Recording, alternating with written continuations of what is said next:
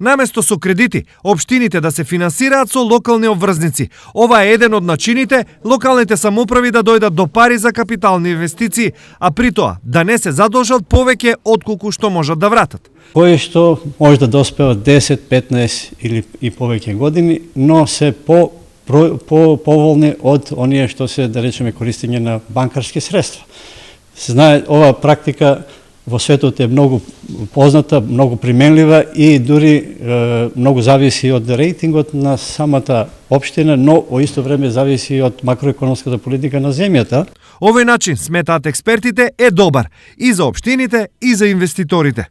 Поарно, слободните средства што ги имаат потенцијалните инвеститори да ги чуваат во банка, поарно или на тековни сметки кои што и дури немаат ни камата, а овде ќе добиват одреден принос и ќе им се оплодуваат средствата. На тој начин ќе бидат задоволни и инвеститорите, а особено граѓаните, заради тоа што ќе имат за возврат проекти. Дали и колку овој начин на финансирање ќе почне да функционира, ќе зависи од интересот на инвеститорите, но и од сериозноста и финансиската дисциплина на општините.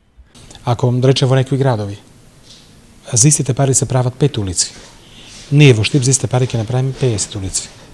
Со јавни набавки, кои се максимално транспарентни, со одлично менеджирање на парите, но и плаќање и сервисирање на нашите обврски, и тоа редовно, без ургенции, без чекање на странките, ги натеравме сите инвеститори да се јават на нашите тендери, да има конкуренција, да ни паднат цените и затоа гледате дека нашиот град овие 2 години право градилиште.